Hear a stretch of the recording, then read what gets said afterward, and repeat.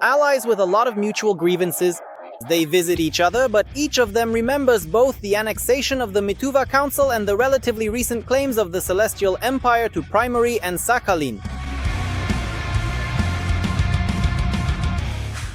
Today, everything between China and Russia is fairly well defined. However, according to some analysts, it would be unwise to completely rule out the possibility of military confrontation between these two nuclear giants. And here the question arises, who would prevail in such a clash?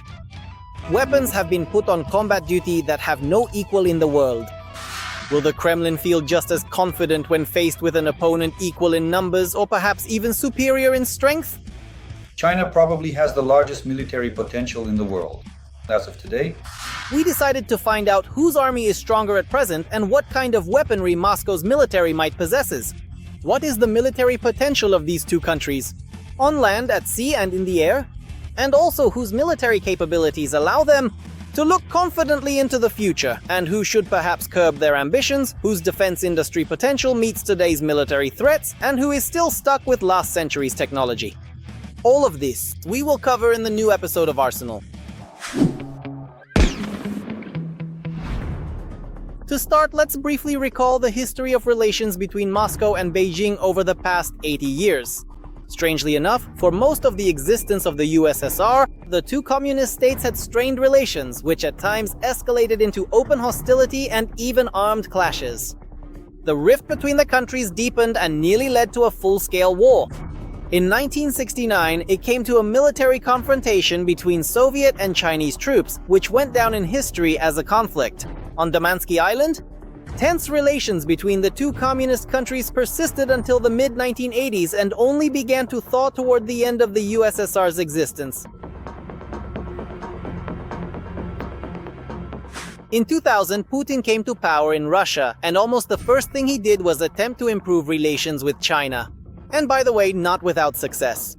Already in 2001, Moscow and Beijing confirmed that they could not urgently break off relations with China due to Russia. They signed the Treaty of Good Neighborliness, Friendship and Cooperation. Between 2004 and 2008, China and Russia resolved long-standing border disputes in favor of the Chinese. Moscow ceded several more 100 kilometers of disputed territory. By making concessions on almost every point, Putin gained a partner whose services he continues to use to this day.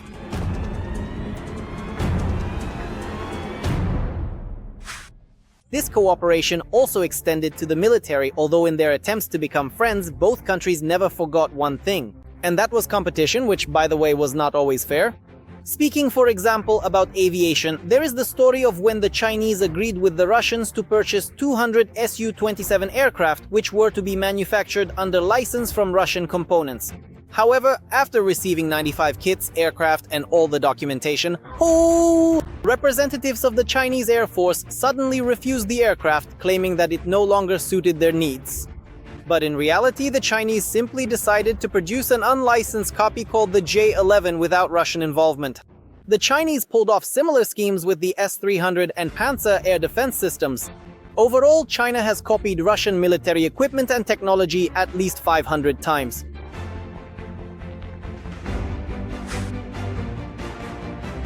Today, based on Soviet aircraft and after going through many stages of modernization, China has created and established production of its own fighter jet. The Chengdu J-20, which today surpasses the one-off prototypes of Russia's flagship Su-57 in terms of performance.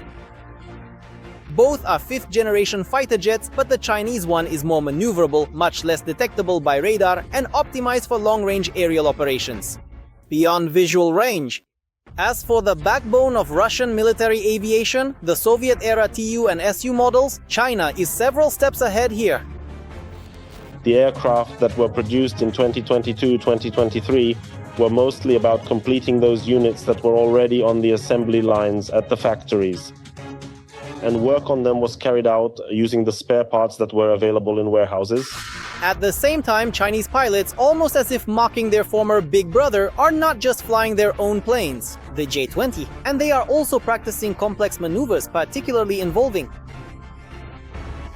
When we consider modern naval power, aircraft carriers immediately come to mind. These colossal vessels, serving as mobile air bases, project immense power across vast oceans. And in this historical context, how can one not vividly recall the immense and strategically significant fleets of the two dominant superpowers, each vying for global influence and maritime supremacy? Once again, while some are squandering their imperial legacy, others are constantly creating new models of warships, making sure to equip them with cutting-edge electronics as well. Somewhere in the 1980s and 1990s were spent testing out concepts and accumulating the necessary technologies, with only a few experimental ships being built during that time. But starting from the mid-2000s, the construction of a massive naval fleet began. At the same time, in the absence of conflict and without the need for chest-thumping bravado, many Russian analysts honestly admit that they lost the naval arms race to the Chinese. They lost to the Chinese. They lag behind us and the Soviet Union in terms of their submarine fleet. We are still ahead. But they have more large surface ships, even more than the USSR ever had equipped. For example, with long and medium-range anti-aircraft missile systems. They have far more advanced amphibious forces. That is, the landing ships they are building. The Soviet Union never even came close to that. They, of course, have 2 aircraft carriers, while the Soviet Union didn't have a single one. Aircraft carriers are a particular sore spot for the Russians. Once having their own flagship, the Admiral Kuznetsov, they sent it on a combat mission to Syria only once. It broke down, was towed back, and they decided to scrap it for metal. In China, however, the attitude toward aircraft carriers is somewhat different. Today's progress would have been impossible without the efforts of the entire country. Over the past decade, we have achieved important goals. The aircraft carrier Leonin is out at sea and its combat potential has increased significantly. At the same time, in recent decades, carrier-based aircraft have been constantly enhancing the fleet's combat capabilities, practicing aerial refueling, overcoming air defenses, and conducting air-sea combat operations. The development of the aircraft carrier fleet is happening in leaps and bounds.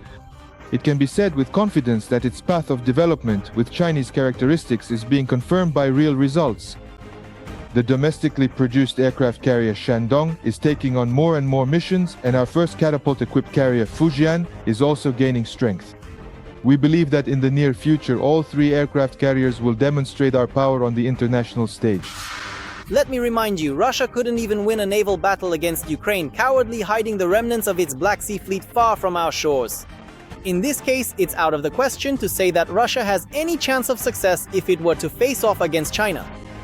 In the future, this will be a fleet capable of supporting military operations off the coasts of other continents. By the way, for this purpose, they've significantly expanded their Marine Corps.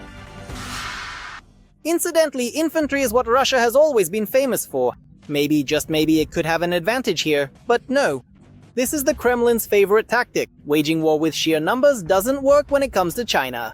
After all, the Chinese army is much more disciplined. The party leadership doesn't value them much either and is ready to send them into endless assaults. But most importantly, there are several times more of them.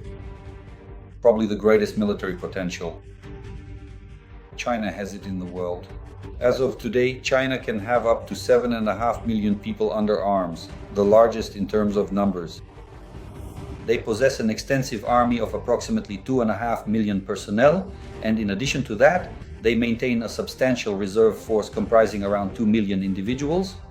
Furthermore, their territorial defense troops also number approximately 2 million, contributing to their overall military strength.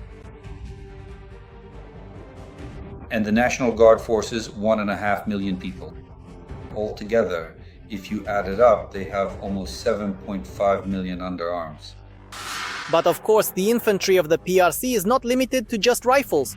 The military-industrial complex, which is currently working to the limit in Russia under attacks from Ukrainian drones, is also unable to compete with the Chinese one.